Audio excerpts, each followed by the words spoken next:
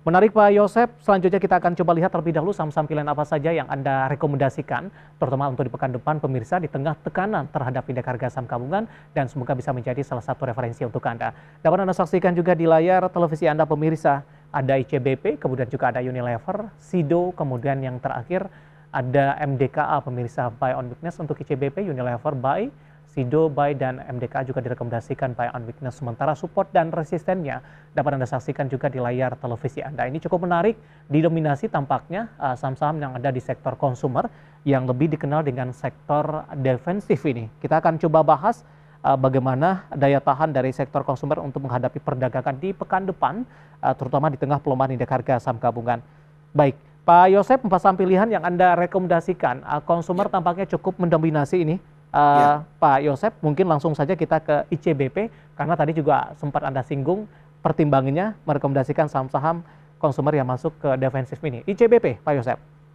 Kalau untuk ICBP sendiri ini sama sebenarnya di perusahaan induknya sendiri ini inflow-nya lebih besar. Tapi kalau melihat trennya sepertinya ICBP ada di tren bullish yang lebih kuat.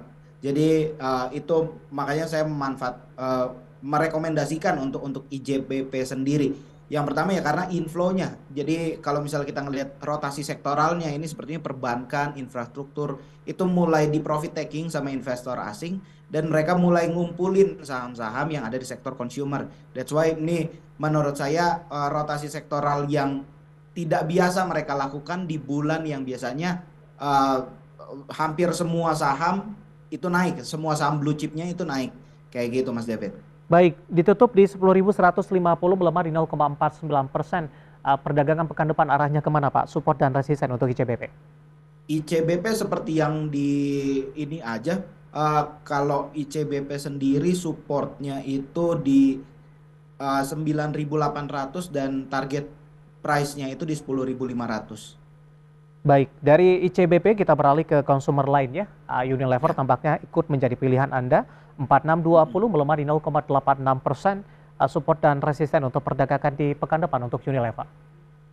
Untuk support dan resistannya itu sih di 4.500, supportnya di 4.500 karena yaitu previous low-nya harga terendah dalam setahun, oh enggak, 6 bulan terakhir, harga terendah 6 bulan terakhir dengan target profitnya di harga 5.000. Itu menurut saya kalau ngelihat tren inflow-nya ini masih masuk terus, inflow dari investor asing masih masuk terus, level 5.000 bisa bisa tercapai lah. 5.000 target akhir tahun, Pak Yosep?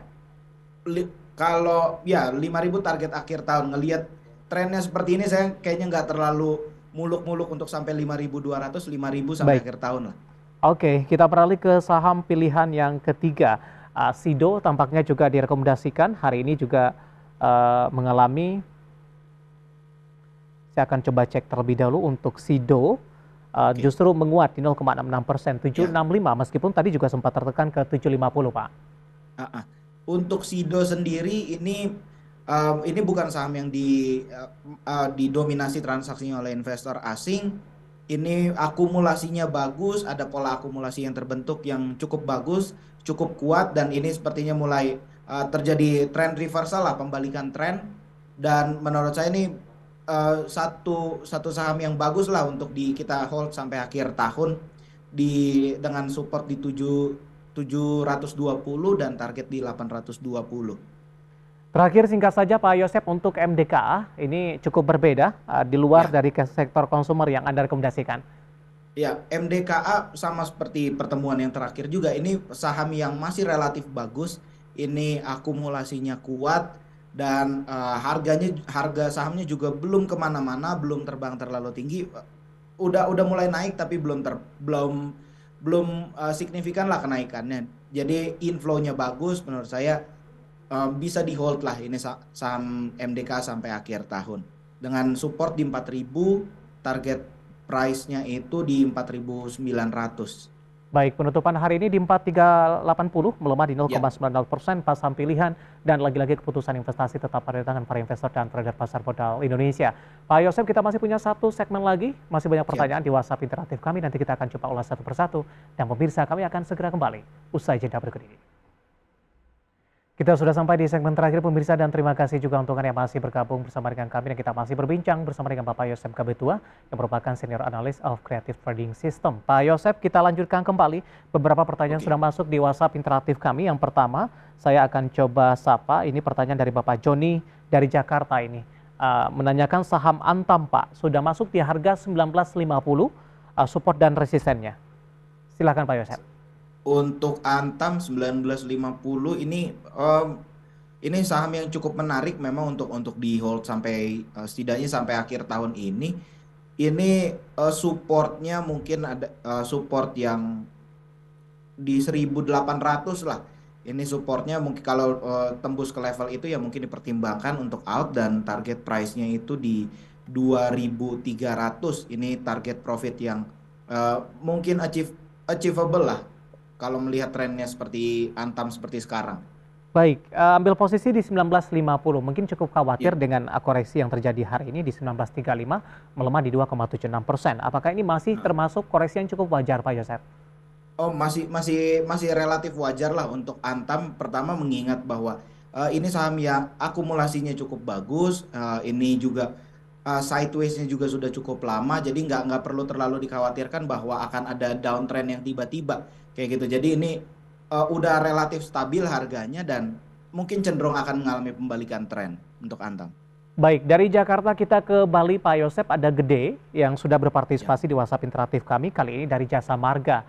Nyangkut tampaknya di 3250, Pak Yosep, penutupan hari ini di 2.900, menguat di 0,69%. Paling tidak untuk meminimalkan kerugian yang terjadi, strateginya untuk Jasa Marga.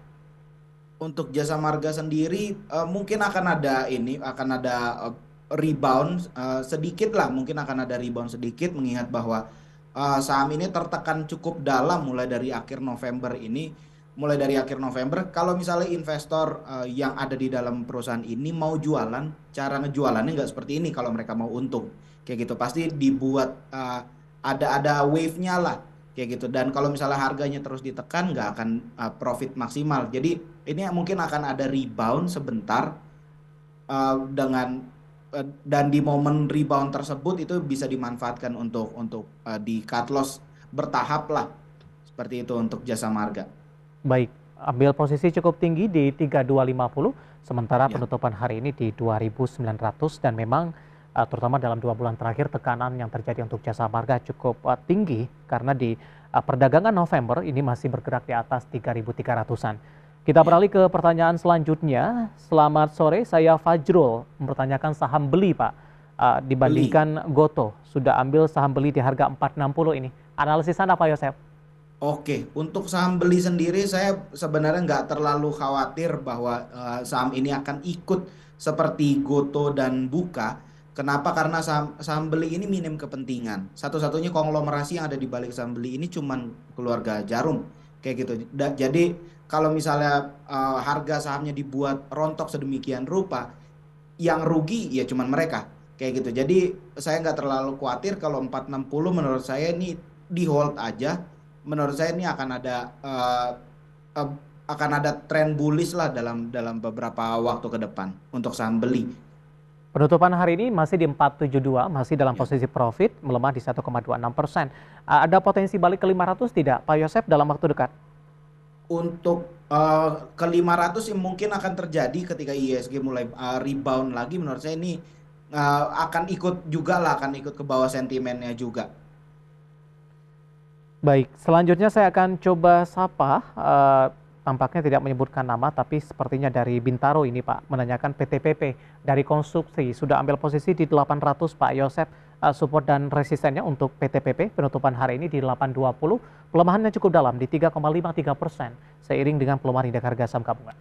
Ambil posisinya di 800 ya. Ya, Oke, kalau untuk sektor konstruksi sendiri sebenarnya ini satu sektor yang cukup berat lah karena memang investornya ini satu saham yang mayoritas investornya udah sahamnya itu udah banyak dipegang sama investor retail, investor kecil.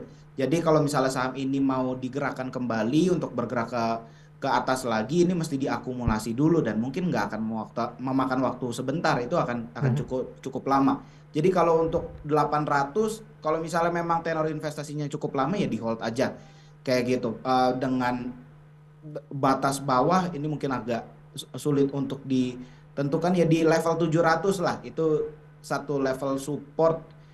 Di level 600, sorry, di level Baik. 600 itu satu level support yang perlu diperhatikan. Dengan target juga saya nggak terlalu muluk-muluk, mungkin di 1100 atau 1200. Oke, masih dari konstruksi Pak Yosep, ada Bapak Samuel dari Bandung, Jawa Barat. Terima kasih sudah Ya. bergabung dengan kami. Untuk WSBP, kenapa masih disuspend? Apakah nanti bisa di-delisting? Tidak, Pak. Ini penutupan di 95 ini, Pak Yosep. Untuk WSBP sebenarnya kalau misalnya apakah ini masih akan disuspend atau enggak, pertama saya nggak terlalu mengikuti apa yang ini, intinya ini equity-nya negatif, terus masuk dalam watchlist-nya bursa. Kalau misalnya dibilang akan delisting sih enggak. Pertama, ini harus diserap nih sahamnya cukup banyak kalau mau delisting, karena 60% sahamnya ini milik waskita, berarti ada 40% saham yang Ya, harus mereka beli. Kayak gitu, belum tentu cashnya cukup untuk beli itu. Kayak gitu, kalau mau delisting tuh posisi ininya ya kayak kayak HMSP, di mana 92,5% itu udah milik satu satu perusahaan, dan 7% sisanya yang harus mereka beli. Itu yang oke. mungkin bisa delisting dengan mudah, tapi kalau kayak gini sih enggak. Baik, untuk Ah, WSBP potensi delisting karena masih disuspend sampai sejauh ini. Waktu kita cukup terbatas, Pak Yosep. Pembahasan oke. WSBP tadi tampaknya sekaligus mengakhiri kebersamaan kita di Idea Succession Closing untuk kali ini. Terima kasih sudah bergabung, Pak Yosep. Sehat selalu dan semoga bisa Sehat menjadi selalu. referensi, dan lagi-lagi keputusan investasi tetap ada di tangan para investor dan trader pasar modal Indonesia. Terima kasih, Pak Yosep. Dan pemirsa, ada Bapak Yosep Thank you. Gabetua, Senior Analis of Creative Trading System. Akhirnya, saya Devisan Over dan seluruh pekerja petugas mengucapkan terima kasih dan sampai berjumpa kembali.